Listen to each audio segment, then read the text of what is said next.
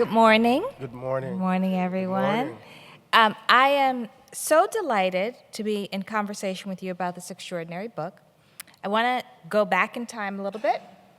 The year is 2011. You've recently become the chair of the Department of African American Studies at Princeton University. You are in the process of building what will be known as the most distinguished Department of African American Studies in academia. You have achieved what is considered the very height of the profession. You have an endowed chair at Princeton University, and you're leading a department, and have also had this other life of being in the public, speaking to communities across the country, right? So you've been this distinguished scholar. You've written these path-breaking, award-winning books. You're chair of a department. And then you're invited to give the Du Bois Lectures. And for folks who are not familiar with academia, the Du Bois Lectures are, in a sense, the most distinguished lectures in the field of African American studies. And they're at Harvard University. So you're invited to give the Du Bois Lectures, and you tell me this, and I say, oh, that's extraordinary. And what do you say? Do you remember? No. I don't have time to do this. Oh, yeah, I did say that. Yeah. And what did I say? You have to do this? You have to do this. Right. And these lectures become this book. Right. But I want to, and the reason I wanted to begin that way is, so that's 2011. So he delivers these lectures in 2011, and they're on the website, and they were sort of extraordinary lectures, made waves. And then you sort of turn into a different direction. Right. There's 4 books in between those lectures and this book. Right. Democracy and Black, Begin Again, An Uncommon Faith, a very short introduction. And also, in the intervening years, you become a household name, a very different kind of way, in the public arena. And then you return now to these lectures, and they take us through the African American intellectual and political tradition, 3 concepts, right? The heroic, the prophetic, and the democratic. So I want you to take some time and talk about why you've returned to these concepts, why this book now. Okay. Yeah. And then maybe let's delve after that into the respective concepts. Well, let me begin by thanking all of you for choosing to come to hear me run my mouth and hear us have this conversation, given all of the options that you have. I want to thank all the folks who set up the tables. This is just a wonderful festival of ideas.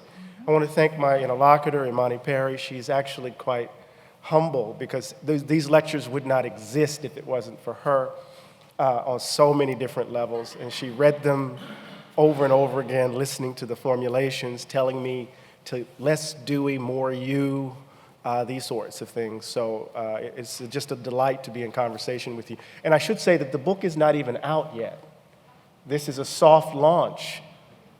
This is the first time I've seen it. But Right. you can get it here over in the tent. Yeah, so it doesn't go on sale until April 16th. So First dibs. it's actually quite amazing. Why these lectures now? Yes. So, in so many ways, I needed to return to the well. The 4 books that have been published since those lectures all have their beginnings in these talks. Mm-hmm. The second lecture on the heroic is an engagement with my father and James Baldwin. Begin Again is right there. The first lecture on the prophetic, my peculiar, idiosyncratic reading of African American religion. Mm-hmm. So a very short introduction is right there. The way in which I'm thinking about pragmatism, right? Mm-hmm. An uncommon faith is right there. And democracy and Black, those ideas are actually coming together at the same time that I'm writing these lectures. Mm-hmm. And so I had to return to the well to kind of get a sense of what I was up to. The writing is very different. The thinking is inchoate, and I wanted to kind of get a sense of from whence, in light of the way I was feeling, or the way I am feeling now. I needed to give an account of the fact that I don't feel the ground underneath my feet. That everything seems so unsettled. I had to kind of give an account of the chaos between 2011 and 2024. What has shifted? How has my voice changed? How am I thinking about America differently, right? What have I learned? And so, the opening line to the first to the introduction is one look back, some wonders, right? One looks back and wonder, right? So it's my attempt to kind of make sense of things. Does that answer the question? Because you're looking at me like I'm not answering your question. No, you are. I do want to say, okay, I want to read actually from a passage close to the end, and then maybe I'll get.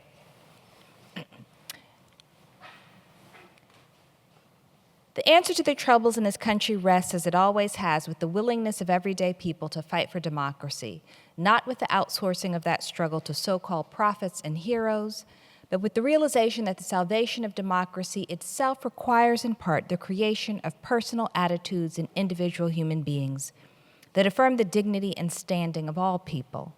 It requires that we understand that democratic flourishing cannot be separated from the individual attitudes so deep-seated as to constitute character. We must be the kinds of people democracies require. Yeah. What does that mean? Yes, you can applaud that. It's extraordinary. I have this abiding faith in the capacities of everyday ordinary people. We've outsourced our responsibility to democracy, to representatives, to political leaders, to so-called prophets, to people who we think are heroic. And if we are the leaders that we've been looking for, we have to become better people. That character matters. That this belief that some people matter more than others, what I call the value gap in democracy in Black, this idea that race determines one's value, right, distorts our character. We're willing to throw democracy into the trash bin in defense of it. Yeah. And so if we're not, and Madison understood this, right?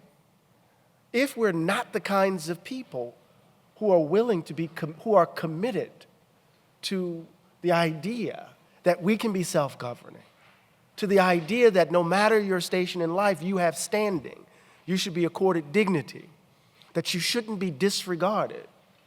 If we don't hold that view, then democracy as such cannot be sustained. And so you can't resolve, in my view, we can't resolve the problems at the heart of the polity, to use a technical word, if we don't become better people, right? If we don't strive to be better people. And so there are these two elements in these two strands of argument in the book. Yeah. So one is to kind of disrupt this outsourcing of responsibility in African American politics, to disrupt this notion of the prophetic that leads us to believe that there could be someone who represents our interest to others, that we should follow, that we should cede, right, our interest to them, as opposed to, right, understanding our charge to defend, right, the values that we're committed to, right? So there's this sense in which I want to say, look, the prophetic isn't about someone who has been touched from outside, who's been called, and by virtue of their calling, they have an authority, and that authority demands or requires that you and I follow them. No, if we understand the prophetic as a decision of conduct, then we all have it. What do I mean by that? Coming out of my reading of John Dewey. As a decision of conduct, the prophetic is the exercise of the imagination in the context of the use of critical intelligence. Yes. Our ability to see beyond the limit conditions of now, to spy an unforeseen future. And that future becomes the basis for how we act in the world today, right? So we run ahead of the evidence as a way of testing what we believe. It's like when I was growing up as a little kid. See, you got me going. I see what you did. I see what you did. When I was a little kid, I grew up about an hour and a half down the street in Moss Point, Mississippi. So I grew up on the water. When I was a little kid, my big brother used to play baseball in the baseball diamond across the street, right? Across the big street. And they used to play cat ball and a whole bunch of other stuff. I'll explain what that means later. And he would leave me. And the way he would leave me, he would jump the ditch and get to the baseball field. And I couldn't jump the ditch, right? But William James said that you can actually will a fact into being. You can will a fact into existence. I wanted to go play baseball with him. So even though I was afraid to jump the ditch, one day I said, I'm just going to jump the ditch. And I jumped the ditch, and I willed that fact into being. I imagined it to be so, right? And by virtue of that imagination, right, I was able to kind of guide my conduct in some ways. So the prophetic isn't the possession of someone chosen by God that we should follow. The prophetic is actually in each of us. Yes. And then the heroic, right? Growing up in Gen X, in Moss Point, Mississippi, deathly afraid of my father. I found my heroes in books and in comic books. I was a big Norse god guy. I love Thor. Maybe it was my reading the Terry Brooks books or whatever, or the J.R.R. Tolkien books, right? Playing Dungeons and Dragons. I was one of those kids, right? Would you know? Chaotic evil. No, just kidding. And once I kind of got out of the comic book mode, I became enamored with Dr. King and Malcolm and Stokely and Angela Davis, and I felt belated, born out of time and space, They were the heroes, the giants of an extraordinary time. And I was just coming of age in the age of Reagan. Right? Oh, if I only could be a grown-up, an adult in the context of the 60s, right? Oh, I would have been standing post with Malcolm. I would have been marching at Selma, heroes larger than life. But in Emerson's Representative Men, right, the heroes are always brought down to the ground. They're not larger than life. They're not there to alienate us from ourselves, but to get us to see the heroic in us. You see the moves? So we can't just look to them. We can't look to Iron Man, right? Or Black Widow, or the Marvel heroes to save us.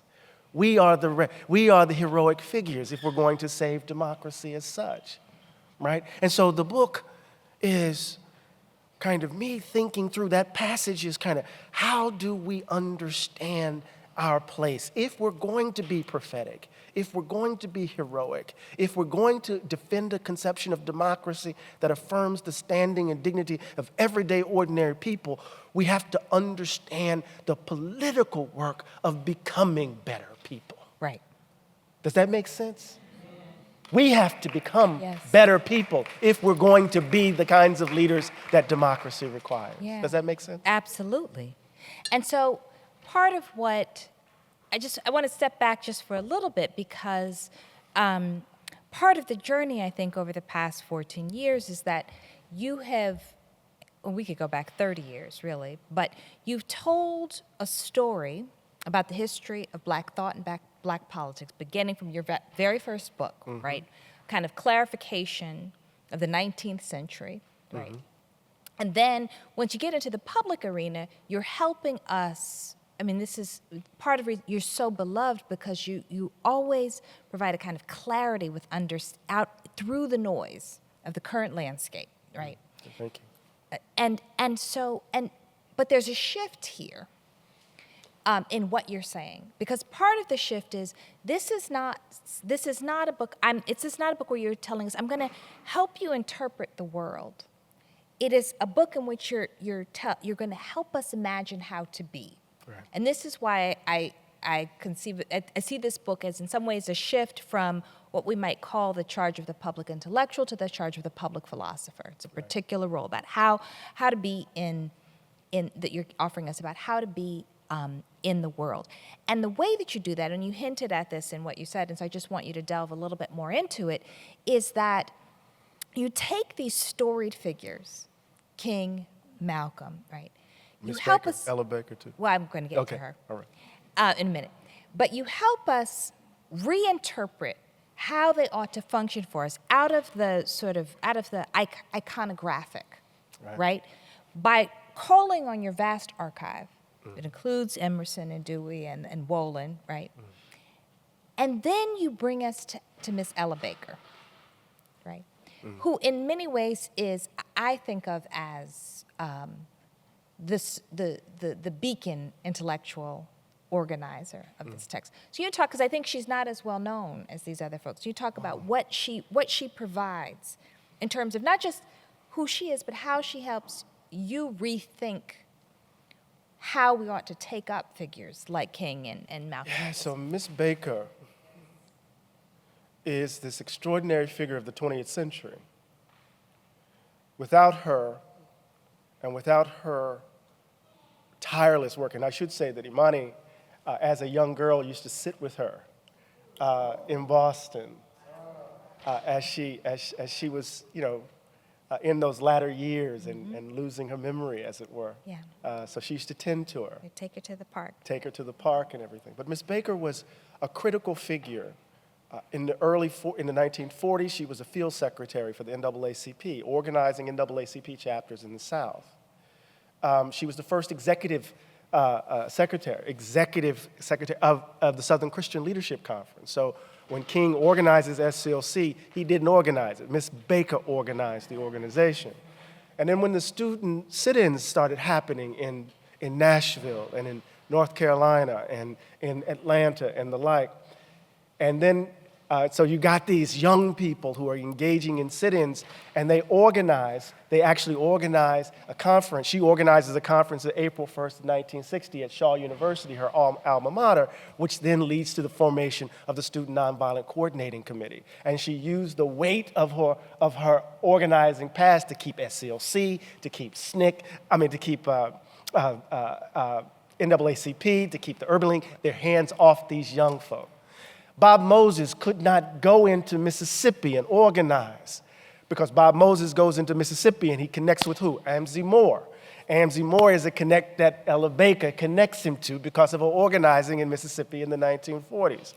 Her idea of organizing has at its root, I call it a pew-centered focus as opposed to a pulpit-centered focus. She used to tell this young student, shut up, you might learn something.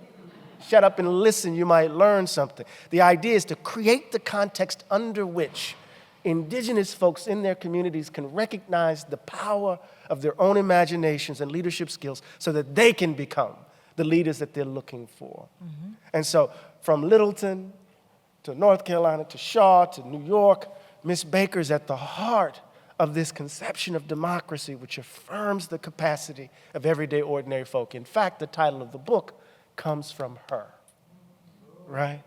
We are the leaders we've been looking for. She's deeply suspicious of a certain kind of charismatic leader because she was charismatic. Yes. But she's deeply suspicious of a kind of charisma that leads you to relinquish the specificity of your own voice. And those days that I spent with Bob Moses, that you've spent with Bob Moses, he imbibed that lesson fundamentally. Yeah. There had to be a kind of earned insurgency, to use Bob's language. Yeah. An earned insurgency in terms of our relationship with others, So yeah, she's at the heart of the book. And I want to say, there are people who have written about her beautifully, but you're the first person who I'm aware of who takes her up in terms of her intellectual vision, right? Yeah. She has a democratic theory of sorts, right? Yeah, so I read her philosophically. I put her in conversation with the late political theorist Sheldon Wolin, because I think she's that dope. Yes. She's that deep. Wolin has a concept called the politics of tending, as opposed to a politics of intending. And so he wants us to he understands politics as close to the ground. This is his reading of de Tocqueville, and he wants to understand the significance of mores, that everyday life, those neighborhoods, right, that are important to democratic life, because he's deeply suspicious of forces that have kind of arrested democracy as such, right? In fact, he calls it fugitive democracy, right? In some ways, right? Miss Baker insists on a kind of politics of tending. Even when she lost her memory, her question would be, who are your people? Right? So she's trying to locate you, right, on the ground, close to the ground, as a basis for thinking about being together differently. And so she gives, for me, the substance to the politics of tending, right, in action, in practice. And it flows from an understanding of the capacities of everyday ordinary people. Democracy for her does not work apart from, right, everyday ordinary people actualizing who they can be, right? If we don't create the conditions under which, right, people can not only dream but to make their dreams a reality, if we don't create the conditions under which people can, right, live their talents, be fully who they are, then democracy can't get off the ground, right? In fact, what will happen is that there will be forces, right, economic power, economic elites, right, who will what? Snatch it, distort it, and disfigure it in some ways. And so there is a kind of, this is a language that I get from Stanley Cavell, who in his very kind of peculiar reading of Emerson, right, there's this kind of perfectionist strand in Miss Baker. Right? She wants to create the conditions under which, now listen how revolutionary this is now. She wants to create the conditions under which sharecroppers, black sharecroppers, people who are ignored, who are thought to be less than, can reach for higher forms of excellence. Can reach for a higher self, can become, not to say that they're not being fully themselves, but to engage in this ongoing work of self-creation on behalf of justice, in pursuit of justice, if that makes sense. Absolutely. And I want to say something here about what you ask of your readers and listeners and how that's connected to Miss Baker. So one of the things that, and I'll just give a single example, with Begin Again, right, which is an extraordinary book. It entailed a deep provocation. People talked about James Baldwin in very particular, extraordinary thinker, end of his life, his moment, period of decline. He was great as a young man. He falls apart in the midst of his grief. And you say, no, that's not how we need to read him. We read his late life as actually a confrontation with the crises of the movement falling apart, with the crises of Reaganism, right? And you've done that at every turn, right? You did that in terms of how scholars of religion read the 19th century. You did that in terms of our response to the Obama era. You're always engaged, not just in provocation for provocation's sake, but asking us to reinterpret. In this instance, part of what you're doing, I think, with this book, and this is part of the question about why this book now, right? And I'll just say, and you reframed what it meant to be a scholar speaking on television, period, right? So that you're not just, the general conception is, well, scholars, we're going to make things accessible for the general public. Instead, you said, no, I'm going to speak in the way that I speak, with the kind of seriousness that I speak, and trust the public to travel with me. And people are grateful for that. People are deeply grateful that you are not condescending. This book is also a refusal to condescend to the public, right? But you're asking people to think at a level that even the most, we think of as the sort of the leading books around American politics don't often ask people to think about themselves as political subjects in a serious way. Right. There's a risk entailed in that. Yeah. No? Yeah, you know it. I'm very anxious about this. I remember when I was writing Democracy in Black, and this was my first trade book, and my editor at Crown was It was almost like we were sumo wrestlers. I would give him a chapter, he would come back with these edits, and then I would edit his edits, and he would say, I feel like you're grading my papers. I said, I am, right? And this 30-year-old kid's gonna come in and tell me about my writing, right? And I remember as he was trying to, get me to think or get me to leave behind the academic jargon, I remember telling him, but I have to go back to this world, right? So let's try to find this bridge between what I do every day, right? And what you call accessibility, right? Because I'm not dumbing down anything. That's right. Right? I'll hide Aristotle. I don't need to cite him. I don't need to cite Dewey. But I'm going to be thinking with Aristotle and Dewey as we make our way through this thing. And so I've tried to work that out. And in this book, what's clear, at least, or what's the risk, is that the philosophical dimensions of my thinking, right, are in full view.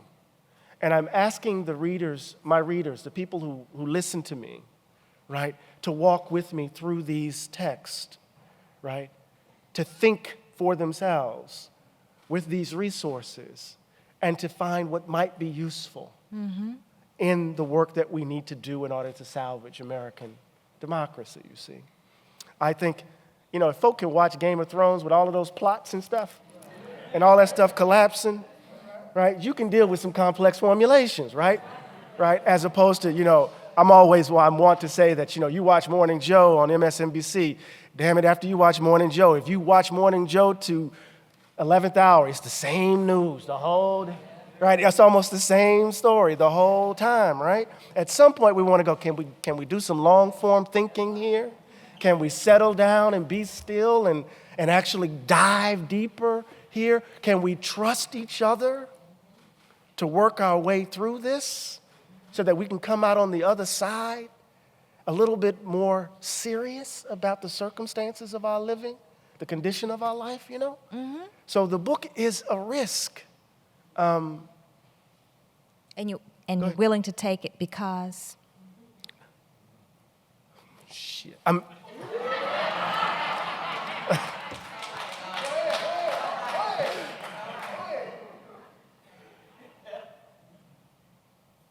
That's what I'm called to do. Yeah. I'm not interested, although I have this performative side to me, although I know I have to grab your attention, my task in the short time that I'm breathing is to create the space for us to think more carefully so that we can be more fully. Does that make sense?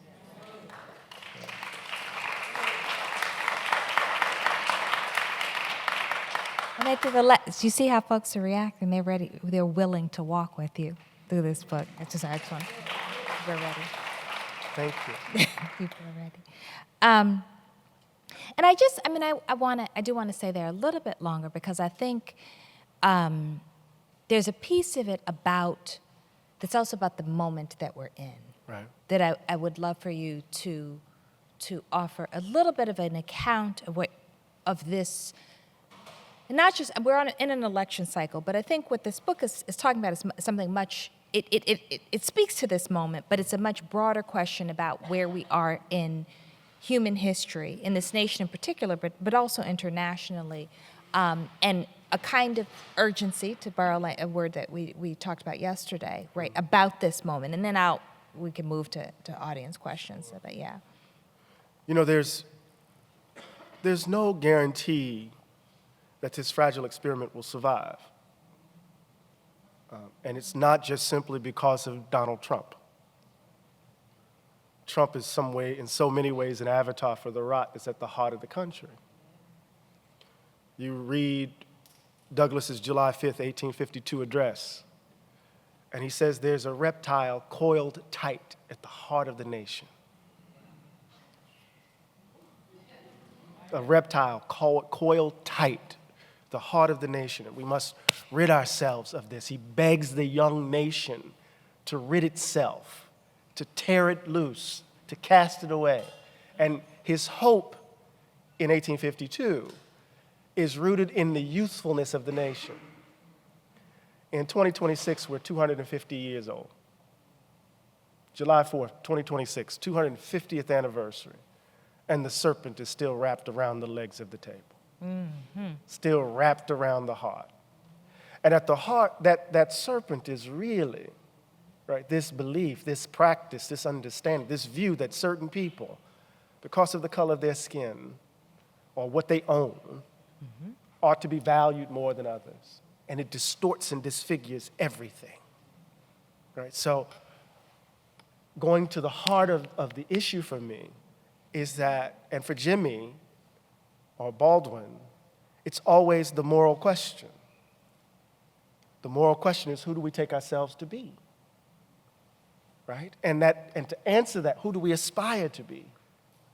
Right? Yeah. How do we gather the resources to reach for a higher self so that we can be in relation to each other? Right? In relation to, and right, let me use a language that many of us don't understand, but it's actually but to be in right relation with each other.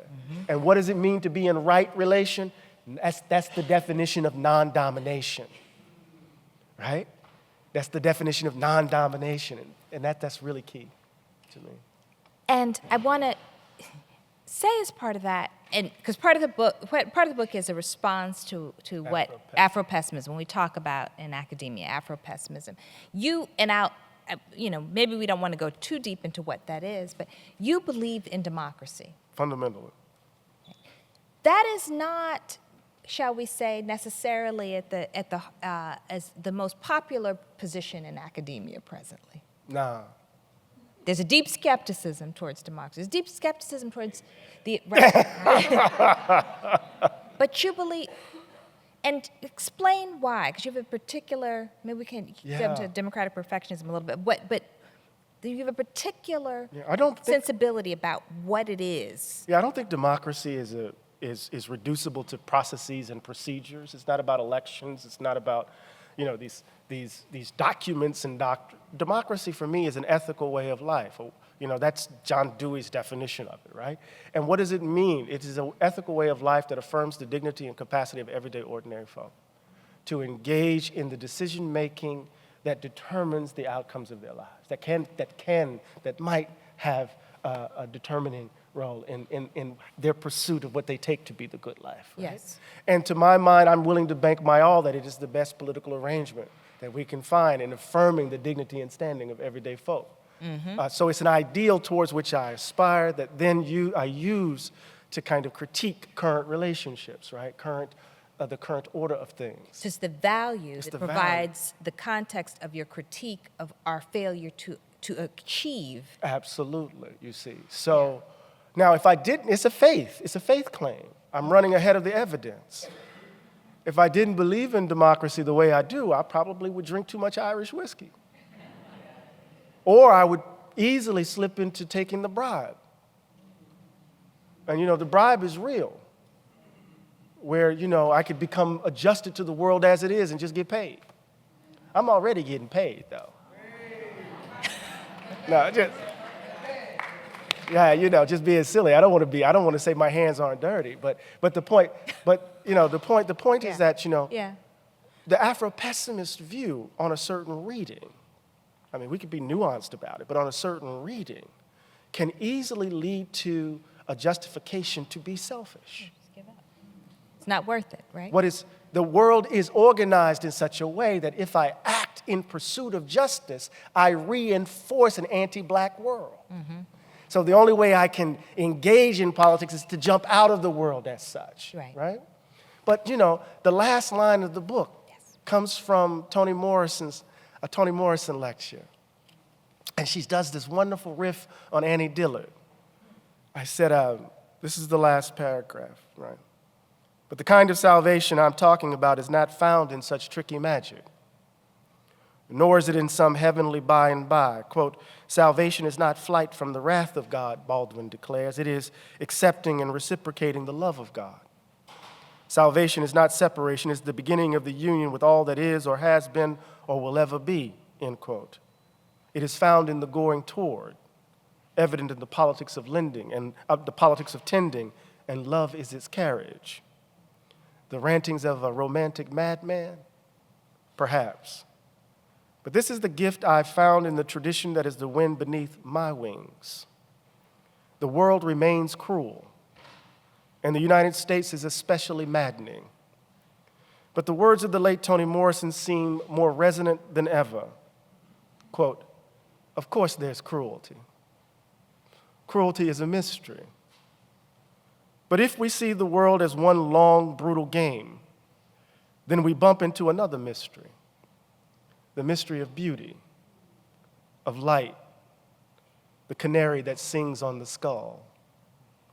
Unless all ages and all races of man have been deluded, there seems to be such a thing as grace, such a thing as beauty, such a thing as harmony, all wholly free and available to us," end quote.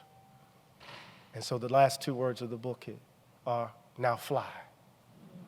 Exclamation point.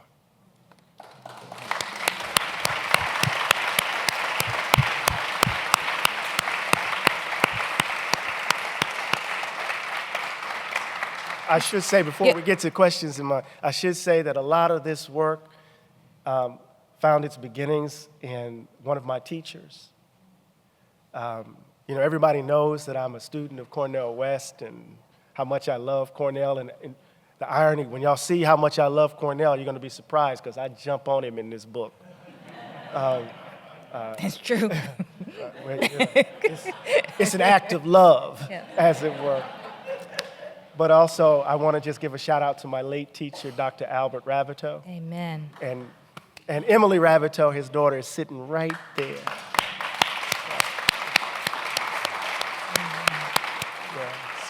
Great. We have some time for questions. Any questions? Danny, don't you get up there. No, go ahead. Look, he jumped. Can I go? Please. Yes, Okay. please. Dr. Glaude, what an honor to see you, right? And Dr. Perry, certainly an equal honor. Dr. Glaude, I'd like to ask, what will it take and what would you pay to uncoil the serpent? What will you pay? What will it take? What will you pay? What will I pay? Well, the answer to the last question is easy, right? My life. My last breath. That's easy. The very meaning of what it means for me to live on the planet is bound up with trying to uncoil. What would it take? Al would call it metanoia, a fundamental conversion, a fundamental transformation of the heart. Some white people got to die. What do I mean? Because some of y'all went like this. Did he? What did he just say? As such. Yeah, what I mean by that, and I say this in Democracy in Black, and I say it in Begin Again, that the problem has never been us. The problem is this view of whiteness that distorts and disfigures what we think humanity is. And so we have to begin to imagine what it means to be a human being without whiteness. And that, to me, is what's necessary. And the thing is, I think some people believe they can't survive without it. And I think that they can't be without it. And I think that's a lie. Yeah. Yeah. We can be fully human without it. And then let me go over here, then to you. Yes. I think you sort of answered the question, but let me say it another way. So you've said a number of times we have to become better people. We have to trust ourselves to work through this. So my question is, how do you get people to believe that being better is necessary when we're in a culture and time that being bad and being mean is beneficial to some? I think it's important for us to understand the substance of that description. That the language of being bad and mean. Those words themselves carry with them judgment, that this is not virtuous behavior, Yeah. right? And what does it mean to actually say that this is not decent, this is not loving, this is not just? And what does it mean then to live, right? And to fight for a set of social arrangements that reflect loving, just, that liberatory practices that we were talking about yesterday, Danny, where a notion of freedom extends beyond just my individual freedom. So how do we do it? We fight for that world with all that we have, and not concede the terms to these bad folk, right? To these folk who distort and disfigure. Because oftentimes I think we concede the terms because some of us at least, believe that we might, if we don't go too far, we might end up on their side, benefiting from it all. What do I mean? We might get the big house, we might get the nice car, we might hit the jackpot, we might hit the lottery, right? It's like this line that Bob Moses told me once. He said, all of these folk are organizing for better schools. Oh, yeah. And all of them are in solidarity with each other for better schools. But once that lottery ball pops up and their child gets into that school, suddenly it's over. So part of what I think is the answer, Ms. Baker, how do we organize like-minded folk to fight for the world that is more loving, more decent, and more just, right? And stand on the description, that is not decent. And what does it mean for you to embrace it? What does it mean for 70 million plus people to embrace this man, to embrace this politics? That's a question we have to ask ourselves. Thank you so much. I'll be more succinct, I promise. I promise. I'll be more succinct. Yes, sir. Eddie, can you hear me now? Yes, sir. Yes, sir. I just wanted to name the serpent. Name the serpent. Ralph Waldo Emerson. Self-reliance. We've sold America on a role of self-reliance. It's the same thing you're talking about. Get through the solidarity piece, get into the school, and then forget everybody else. We've got to get rid of that idea that we're only relying on ourselves. We've got to start figuring out a way, and you will hear me say this every time you see me, regular order. We've got to have a debate, because without a debate, we can't change public opinion. Right. And all this business of trying to cram everything into one box and pass it at the last minute because we don't want to talk about things. We've got to start talking to each other, imagining each other's side of perspective, listening, get into the regular order of developing a mindset that everybody can agree to, and let's get rid of self-reliance. So that's such a great question. That's such a great question. Let's go find, if you want to get rid of a white person, let's get rid of Ralph Waldo Emerson. Oh, no. Not Emerson. But let me tell you something. The introduction to the book announces my fight with Emerson in the book. Good. I haven't read So it. I'm arguing with Emerson. I'm boxing with him. I think there's a certain kind of adolescent reading of self-reliance. It's kind of odd to say that to you, my friend. I think there's a sort of reading of self-reliance. There's a self-reliance that ends up with a kind of insidious individualism, right? I think there's a way to read Emerson differently. In particular, I think there's a way to bring Emerson across the tracks. And you know who does it? Ralph Waldo Ellison. Yes, he does. He reads Emerson he splits Emerson in Invisible Man into several characters. I mean, we can go through that. But part of what I think is important is for the last 40 to 50 years, in the United States, we have been living under an economic and political philosophy that has turned us into self-interested persons in pursuit of our own aims and ends in competition and rivalry with each other. We have a tension between. Let's let this gentleman ask a question. I got so much to say to you. Let's go over here. Everything that everybody else is. I got you. Okay. Look at you while talking as you. I love that. Yes. I appreciate that. Yes. Hey, how y'all doing? I'm doing well, blessed and favored. You talked about morals and ethics, Yeah. us becoming our higher selves, right? You're talking about characteristics. And I'm gonna get to the question, in West African culture, there is a thing in the culture where they cultivate character, where one becomes the highest human as possible, become the highest humanitarian as possible, where they cultivate character, where they have these rites of passages. So what can we do as ordinary people, as writers, as authors, as educators? What can we do to implement these things? What can we do to implement cultivating good character? Yeah. Because that's the only way I see us being able to treat each other as a human being. Yeah. Because in African culture, if one does not reach his highest potential as a human being, he is outcasted in a society. He is considered it.